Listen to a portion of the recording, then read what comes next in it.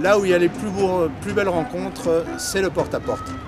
Alors comment on fait du porte-à-porte? C'est ce que posent beaucoup de jeunes qui viennent nous rejoindre et qui disent c'est quoi le porte-à-porte? Parce qu'ils en ont entendu parler mais ils ne savent pas ce que c'est. Alors le porte-à-porte, c'est le moment privilégié. Pourquoi? Parce que les gens sont chez eux. S'ils n'ont pas envie de nous parler, ils ferment la porte. Donc ils ne nous parlent plus et ils sont tranquilles. Alors que dans la rue, ils peuvent se sentir un petit peu agressés parce qu'on est face à eux. Donc c'est beaucoup plus simple.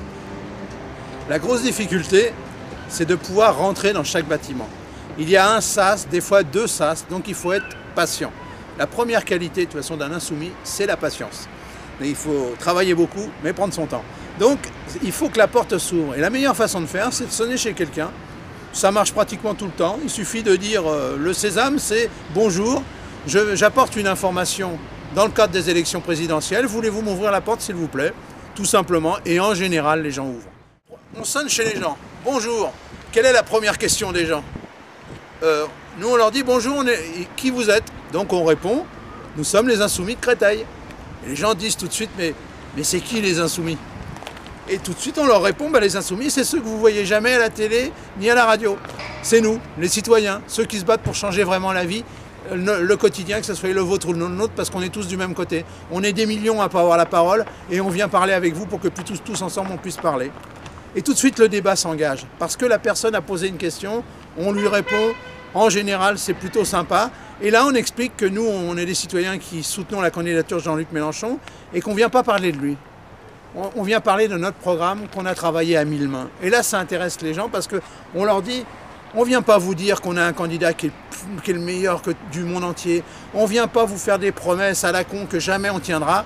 On vient vous dire, prenez votre avenir en main, faites comme nous, réfléchissez par vous-même et travaillez à l'avenir. Alors évidemment, l'évocation de Jean-Luc Mélenchon éveille chez les gens souvent des questions, parce qu'ils savent bien que c'est le seul candidat à gauche qui vraiment les défend, quoi. Alors après, ils ne sont pas convaincus d'aller voter, ils ne sont pas convaincus de nous soutenir, mais pour eux, Mélenchon, ça représente quelque chose, quoi.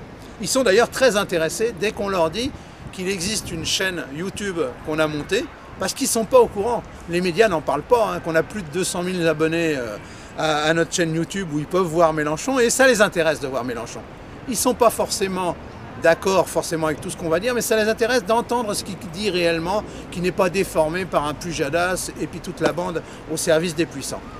La discussion s'engage en général sur la question de la 6e République. C'est étonnant, mais c'est vrai que les gens souvent nous disent « mais de toute façon vous ne pourrez rien changer ».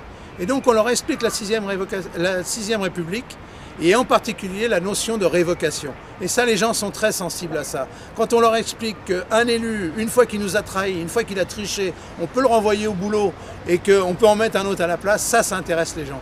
Parce que des fois, quand on leur dit on attaque les milliardaires, ils disent bien sûr que les milliardaires ont de l'argent, mais vous ne pourrez jamais leur prendre le pognon. Quand on leur dit le politique a trahi et on peut le révoquer, ça, ils savent bien que ça ne coûte pas un rond et que c'est possible. Alors après, comment ça finit? Ça finit, il y en a qui signent, parce qu'ils ont été convaincus au bout d'une petite discussion qu'eux-mêmes ont envie de devenir citoyens et de nous rejoindre. Il y en a d'autres qui ne sont pas forcément les signataires, qui nous achètent le livre. On en a déjà vendu d'ailleurs près de 200 en 2 mois et demi.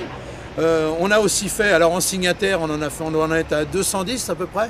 Comme quoi les résultats sont vraiment très importants. Et il y a la dernière touche. Des fois on a une très bonne discussion avec des gens très intéressants. C'est la majorité des centaines de gens comme ça on a eu. Avec qui on a une très bonne discussion. Elle finit pas forcément par une signature, ils n'ont pas envie de s'engager tout de suite. Elle finit pas forcément par le bouquin. Et après, il y a les retombées, parce que souvent on leur laisse un petit mot, on leur laisse notre journal, et ils savent comment nous joindre. Combien de gens me disent « Ah bah merci, qu'est-ce qu'on en apprend sur YouTube ?» quoi. Et ça, c'est une grande victoire. Si déjà on arrive à faire en sorte que les gens regardent ce qu'on dit, et tout en leur disant « Vous en pensez ce que vous voulez », mais ça, c'est déjà la grande victoire du porte-à-porte.